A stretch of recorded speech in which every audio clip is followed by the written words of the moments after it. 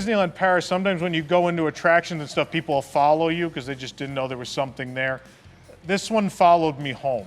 I must have fell right off of the chair. Don't get me started on the chair, Mama. It's like a slip and slide. There's too many Europeans on this show tonight. Healthman Jaguar Jerk. I'm sorry, what? Healthman Jaguar Jerk. Jaguar. There's a map. What else? There's a whole map. I'm not a graphic designer. Tyler's already out the door. This is what I could do.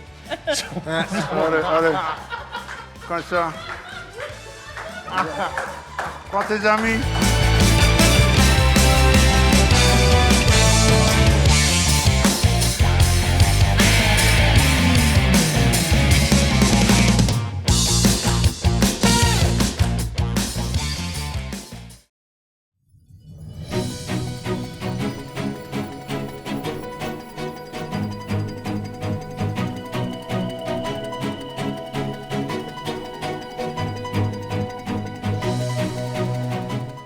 This is News Today with WDW News Today. I'm Tom Corliss of WDWNT.com. Here now are the top Disney park stories from around the world for April 25th, 2022. However, before we get to those, I want to quickly mention this shirt. We got a brand new shirt at carouselproducts.com dedicated to our beloved Rebecca the male black swan, who's no longer with us, but will be remembered for many years to come, especially with this shirt. And the great thing about this shirt is 100% of the proceeds go to the Disney World Life Conservation Fund, which helps to take care of all these great creatures in Animal Kingdom and out in the real world. So make sure you pick up this shirt in honor of Rebecca. I know some of the animal keepers at Animal Kingdom have messaged us. They've already picked it up, which is super flattering. And also it has this really cool Earth version of the Carousel Products logo. I love it. I love it so much I'm going to put it down on the floor here. All right, let's get going with the news. After the Florida Senate voted in favor of dissolving the Reedy Creek Improvement District of Walt Disney World, and then the Florida House of Representatives approved the bill, Governor Ron DeSantis has now signed the special district bill. What a surprise. Quote, people say they have services and utilities. We're going to take care of all that. Don't worry. We have everything thought out, said DeSantis. According to a Florida statute, the bill must be approved by the residents of a special district, usually. Governor Ron DeSantis has been targeting Disney, of course, since they came out against the Parental Rights in Education bill. Constitutional law experts have weighed in on the Reedy Creek Improvement District situation and determined that Disney may have a retaliation case against the state of Florida, according to local news network WFTV9. Quote, once the government provides a benefit, that benefit can't be taken away in a way that is unconstitutional, said Lawrence Walters, a managing partner of Longwood-based Walters Law Group. Recently, DeSantis signed into law that proposal, which would dissolve any districts established prior to November of 1968. That would, of course, be Reedy Creek, which was started in 1967. Quote, you have to prove the retaliation was done for this specific purpose, said Stetson University law professor Paul Boudreau. I'm fairly certain that Disney would have an excellent case and a really great chance of winning a case, he said. Boudreau noted an advantage Florida would have. Disney would be challenging legislation voted on by a large group of people, each with their own motivations. However, he, along with many others, theorized that Disney would likely pursue negotiations with lawmakers to alter the terms of the Reedy Creek District when the regular session resumes in March. With the signing to dissolve Reedy Creek this week, Disney will likely take to the courts to stop the law from being enacted, but the company's efforts may be further complicated due to language in the bill, according to the Orlando Business Journal's Richard Bilbao.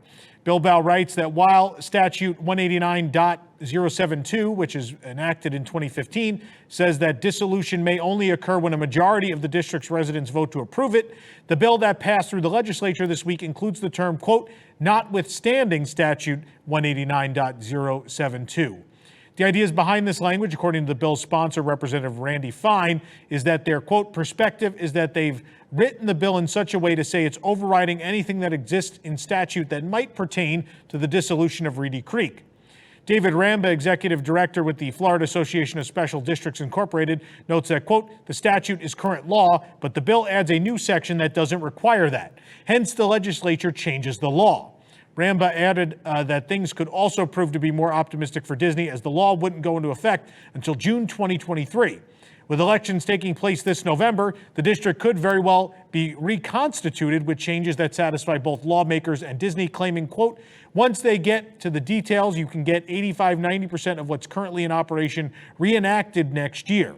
Still, it's going to be a fight in the courts, according to Aubrey Jewett, associate professor and assistant school director at the University of Central Florida School of Politics, Security, and International Affairs, who expressed concern as to the rapid speed with which the bill was passed, saying, quote, if the legislature introduced this through regular session, held committee hearings, and brought in interest parties, lawyers, accountants, and Disney, they could have worked through a lot.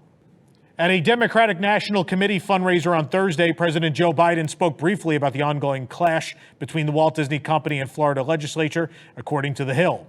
The president, speaking at a fundraiser in Seattle, said, quote, I respect conservatives. There's nothing conservative about deciding you're going to throw Disney out of its present posture because Mickey Mouse. In fact, do you think we should not be able to say, gay? I mean, what's going on here? What the hell is going on? And I don't believe it's where the vast majority of the American people are, Biden said. It's mean, it's ugly, it's the way. Look what's happening down in Florida, Biden said. Christ, they're going after Mickey Mouse, he added. It is all getting a bit out of hand at this point, this whole thing. And we'll see if cooler heads prevail in the coming weeks and months. News Today is brought to you by the Sunshine Flyer, the new 1920s rail-themed transportation from Orlando International Airport to Walt Disney World Resort hotels. Start your vacation experience as soon as you step off the plane with motor coaches that create the atmosphere of old-fashioned passenger cars. No two vehicle designs are the same. Round trip is $34 for adults, $25 for children, 2 and under ride free. To reserve, visit sunshineflyer.com. Thursday, April 28th is the official halfway mark to Halloween, and Disney Parks has announced several offerings for the day. Soon, Walt Disney World Resort and Disneyland Resort will reveal limited-time Halloween-inspired treats for hashtag halfway to Halloween. And on Thursday, April 28th, the Disney Parks will share Halloween announcements on their TikTok account. There will also be a first-of-its-kind TikTok Live beginning at 10 p.m. Eastern, 7 Pacific. It'll be the first time they are live from multiple Disney Park locations around the world and Disney Cruise Line. Disney Parks is inviting guests to Disney Bound as Halloween characters, films, attractions, etc. on that day as well. Walt Disney World has already revealed all the treats that will be available this week and into the future in honor of the halfway mark. You can head on over to our website to read the full list. Of course, what we believe is going to be announced this week is, will we have the return of Mickey's Not So Scary Halloween Party, or is Boo Bash coming back? We are anxiously awaiting the announcement. The Main Street Electrical Parade has officially stepped off at Disneyland to celebrate its 50th anniversary, but Walt Disney World has gotten a taste of all the excitement with a colorful array of merchandise. We found the backpack, ear headband, and tank top of the Emporium, and pins at the Frontier Trading Post in the Magic Kingdom. Reportedly, these were sent by accident, that's what they said, even though there was a sign with them for the merchandise, which seems weird, but check them all out on our site. A lot of it's sold out already, but it's interesting that it was here on the East Coast. A new mug is available at Walt Disney World, inspired by the Cinderella Castle birthday cake of the 25th anniversary celebration. The mug is mainly pink, and the outline of Cinderella Castle is created with white ovals, and the entrance is purple. There are candy-like Mickey heads, colorful dots, and gumdrops. Encircling the mug are green and white birthday candles. There are 3 castle windows with Mickey heads sitting on gumdrops inside, and the handle is white with a braided texture like it's the whipped cream from the cake. We found this in the Emporium at Magic Kingdom for $22.99, and you could pretend you hate the castle cake, but it was wonderful. Outside the Magic Kingdom, Orange County Sheriff's deputies confronted Quincy Campbell, who was caught with a gun hanging around his neck going through security. He was already in trouble, obviously, at that point, but that's when the report said Campbell pulled a plastic baggie from his pocket and thrust the contents into his mouth as deputies tried to stop him. They ordered Campbell to spit it out, but Campbell kept chewing. They could see a, quote, chalky white substance around his mouth, the sheriff report said. Quote, I swallowed a piece of gum, Campbell insisted. Deputies didn't believe him. Campbell, 33, of Winston-Salem, North Carolina, was charged with possession of a firearm by a convicted felon, destruction of evidence, and possession of cannabis, according to Orange Circuit Court records. The firearm and evidence destruction charges are felonies, while the cannabis charge is a misdemeanor. Campbell had gone through bag check March 19th when Disney security realized he had a gun in a black bag around his neck. He told deputies he was holding onto the gun for his sister, who has a concealed weapons license. Campbell, an ex-felon, did not have a gun permit himself, he told deputies. Campbell then stated he didn't think anything of the weapon, he just grabbed the bag. The sheriff's report said the situation escalated. Of course, Campbell got agitated and pulled out the plastic bag with the unknown contents. One deputy grabbed Campbell's left arm and somehow with his right hand, Campbell pulled out the bag. A struggle with deputies ensued and Campbell put the bag in his mouth. Deputies ordered him to spit it out. Campbell kept pushing and pulling. And one deputy said he had his hand around Campbell's neck and then held onto Campbell's head to keep him from escaping and swallowing whatever was in the bag. But Campbell still swallowed it anyway. He was taken to the emergency room to make sure he was okay and then transported to jail. Authorities found leftover chalky white substance on the ground where the fight happened and collected it as evidence to analyze it. The initial report didn't reveal their findings and no additional information was immediately available from the sheriff's office. The white canopy has been fully installed. It's not a chalky white substance, this one, but the white canopy has been installed above TRON Lightcycle run at Magic Kingdom. Canopy is made of strips of white pulled taut and secured over a framework. On the ground, wooden walls are coming together nicely for a second walkway that will go under the coaster. The Walt Disney World Railroad will go through a tunnel under the coaster as well. And though the canopy is complete, there is still a long way to go before construction is completed. It is again not expected the coaster will open until at least the end of the year or even spring of 2023. The new Connections Eatery is now open at Epcot a couple days ahead of the official grand opening, so we went on over to check it out. You can join us for a review. There's one on the website. There's also a video review here where we try every single exclusive menu item. And you could hear about what Jake and I think of Chick-fil-A. It's very exciting. Check out the video. A lot of work went into that. It's right here on the channel. The new exterior lighting of the Wonders of Xandar Pavilion, home to Guardians of the Galaxy Cosmic Rewind, has debuted at Epcot. Disney Parks also shared a video of the lighting in action on their Instagram, which you're looking at now. Let us know in the comments what you think. Does it look good? I don't know. I think it looks good. A new white Luxe Collection hoodie has debuted for the 50th anniversary of Walt Disney World. The newest edition of the collection features the 50th anniversary logo embroidered on the front breast. The bottom half of the sleeves is patterned with 2 anniversary logos. It has a large pocket on the front, which shares the same pattern as the sleeves. Found it first in the Creation Shop at Epcot for $74.99. Disney has revealed a first look at Finding Nemo, The Big Blue and Beyond, opening this summer at Disney's Animal Kingdom. This is the first time that Disney has said it will be a completely new show. You may remember that in an attempt to discredit WDWNT.com, they said it was a reimagining originally, but in the video they released, they certainly said it's a whole new show. They are tweaking Finding Nemo the musical. They're bringing back some of the puppets and some of the music in some cases, but they have revealed the show will be considerably shorter. It'll be only 25 minutes long, and they do seem to indicate in this preview that it will be heavily projection-based since they'll have less performers. Some will just appear as projections on the wall because this is what we get from Disney now. The new show takes place in the timeline of Finding Dory at the Marine Life Institute. You see some of that in the preview as well. But again, shorter show, less performers, more projections, and Disney finally admitting it's basically a new show. So you can go off in the comments. I know you're going to. I'm not happy about it. I think Finding Nemo the musical was a wonderful show. It's a real shame this has been done. It's a shame that many of those talented performers aren't being brought back either. National Geographic is now filming the second season of the beloved Magic of Disney's Animal Kingdom, an original Disney Plus series. Instagram user The Dak Guy shared a photo of his story in his stories of a film crew at Animal Kingdom on April 23rd. The series is produced by National Geographic, and the first season was narrated by Josh Gad. It gives viewers an all-encompassing backstage pass to explore the magic behind 2 of the world's most beloved animal experiences, both Animal Kingdom and the seas, with Nemo and friends at Epcot. Disney's Magnolia Golf Course will be dropping down to just 9 holes instead of 18 for a short period starting next week, but then the entire course will be unavailable for an extended period due to ongoing construction on World Drive near the Transportation and Ticket Center. Quote, please note, during the dates of April 28, 2022 and May 8, 2022, only holes 1 through 9 will be available for play, and beginning on May 9th, Disney's Magnolia Golf Course will be closed indefinitely for a major renovation project.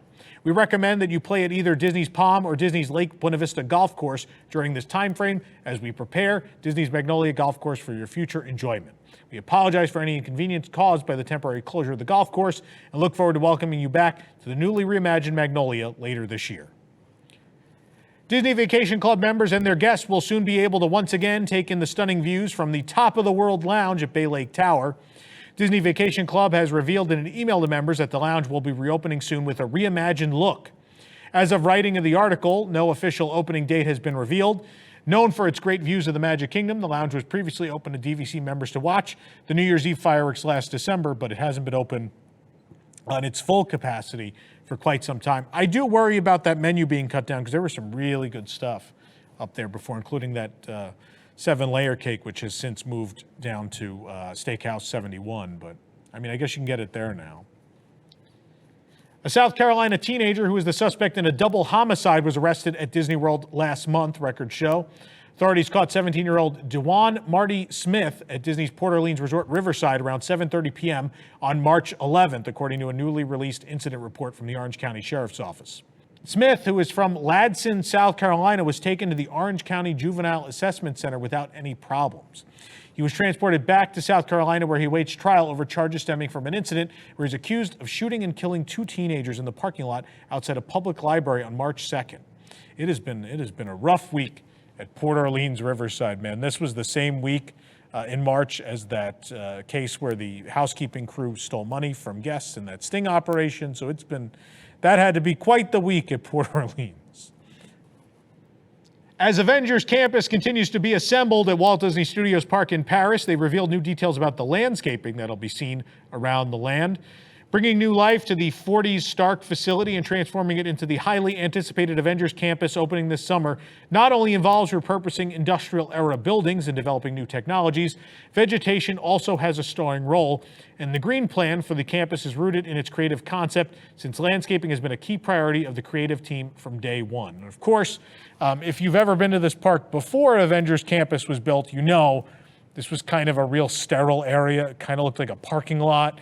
And so it is a big deal to see all these trees and flowers and all of these things come into place. And in fact, there will be over 40 species of different plants that'll be planted throughout the land. And some will even represent the colors of Spider-Man, those reds and blues of his costume you see there. So this is great.